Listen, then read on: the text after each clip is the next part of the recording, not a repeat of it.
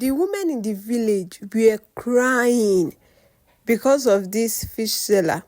What this fish seller does will shock you. No one in Gerendogo could explain how Musa's fish stayed so fresh, soft, and golden that people travelled from far villages just to taste it. His stall by the riverside was never empty. From morning till night, the smell of fried fish and pepper soup filled the air, drawing both the hungry and the curious. But one rainy season, strange whispers began to move through the village. Whispers that soon grew into fear. Musa was known by everyone as the man of the river. Every day, before sunrise, he would carry his woven basket and fishing net down to the great river Lamba. The sound of his paddle on the calm water was the village's morning bell.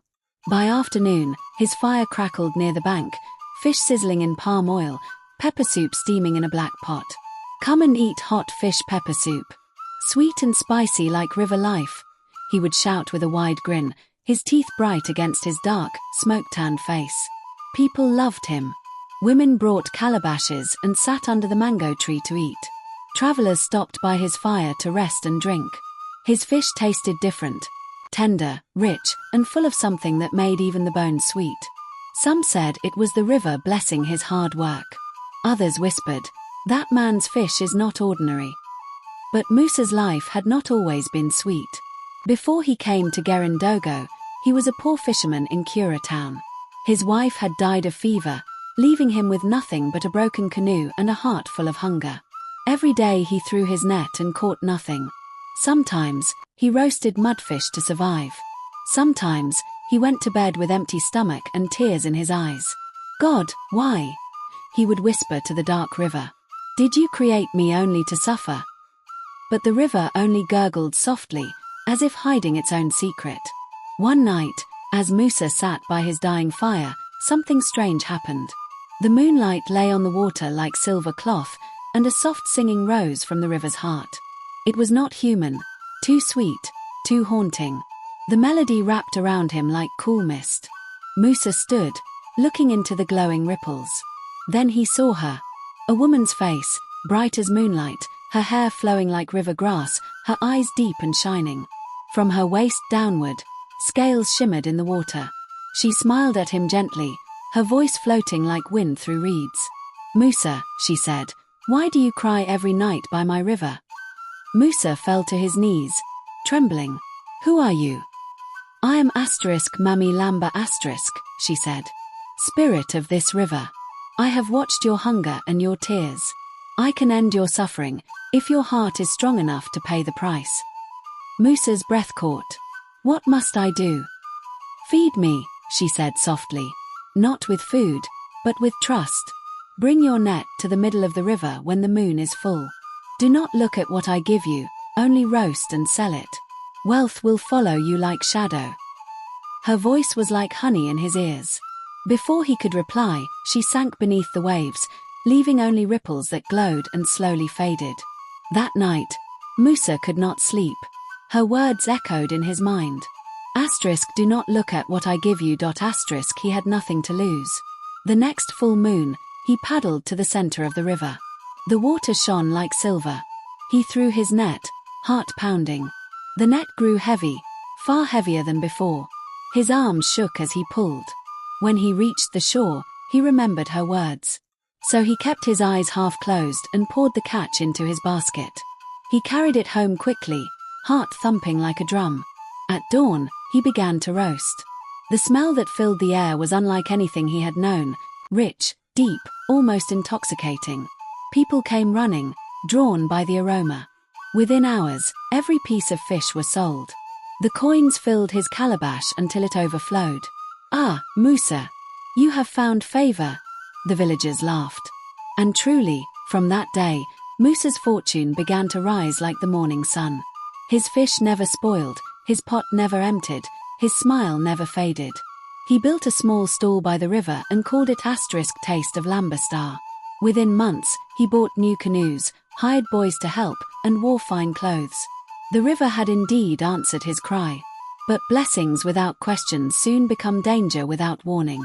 As Musa's wealth grew, so did his pride. He laughed louder, walked taller, and spoke of himself as the king of the river. He forgot the loneliness of hunger, the nights he once wept by the water. Even his prayers became fewer. All that mattered was the sound of money dropping into his gourd. Then, strange things began to happen. At night, people passing by the river swore they heard singing, the same haunting melody that first called Musa. Some said they saw a woman's shadow sitting near his fire when he roasted fish late into the night. Others noticed that his fish had no bones. When someone asked about it, Musa only smiled and said, "River gift." But curiosity is a seed that grows fast. One woman, Mama Hajara, who also sold pepper soup near the main road, began to suspect him. Her business had died since Musa's fame rose. One evening, she decided to follow him secretly. When Musa pushed his canoe into the water under the moon, she crept behind a tree by the bank. She watched as he paddled to the middle and threw his net. For a moment, the river was calm. Then, it began to glow faintly. The water bubbled, and something long and pale rose, moving like a human arm, but covered in scales. Mama Hajara gasped, her hand flying to her mouth. She saw Musa bowing toward the water, whispering words she couldn't hear. Then the arm disappeared, and the river stilled again.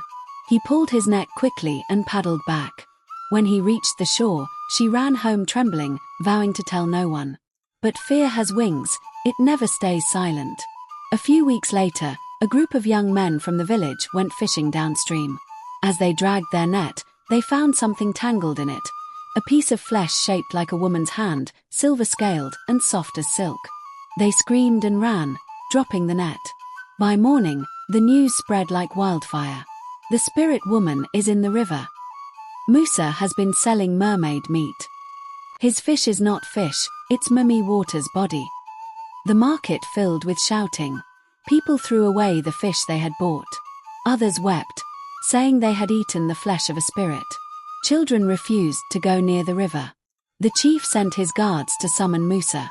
When they arrived at his compound, Musa was sitting by a pot of stew, sweat glistening on his face. He looked up, confused, as they burst in.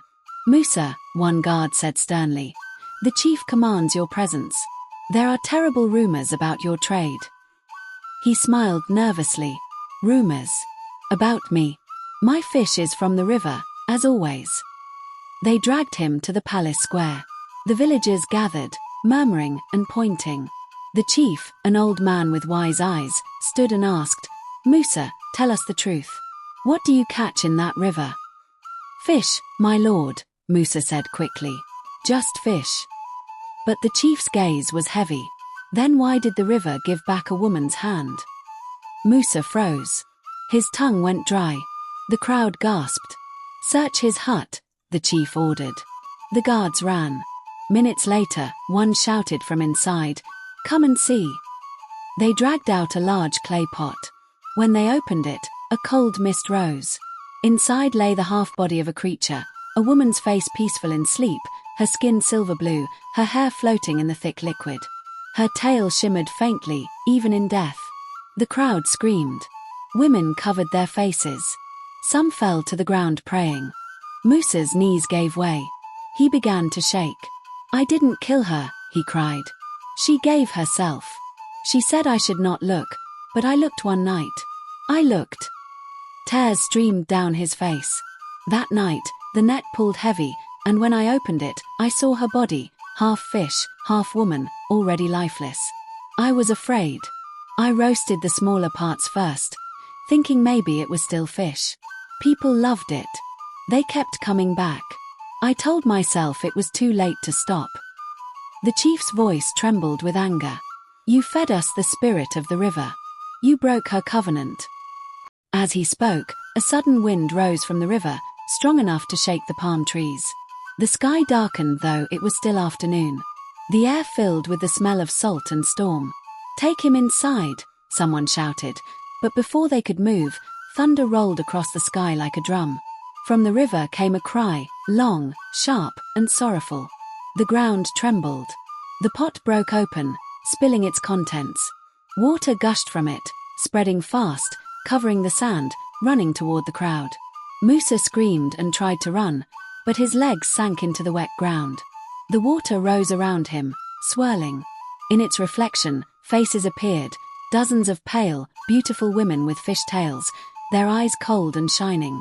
"You fed them our flesh," a voice echoed from the wind. "Now the river will feed on you." Before anyone could reach him, Musa was dragged down into the muddy water. His scream faded as the river swallowed him whole. The ground dried again, leaving only his torn wrapper on the sand. The villagers stood in silence. The wind stopped. The river returned to calm, smooth as glass. From that day, no one fished from River Lamba again. The place where Musa once roasted fish became overgrown with weeds. People said that sometimes, on moonlit nights, you could still hear him calling, "Come and eat hot fish pepper soup." And if you followed the voice, you'd find only ripples moving by themselves. Moral of the story: greed can make a man trade his soul for a meal. Musa thought the river's gift was fortune, but what feeds without question always takes its payment in silence. When blessings come from darkness, they will one day return to collect the light. The elders of Gerindogo now say, "Not every fish in the river is meant for the fire. Some are there to test your hunger."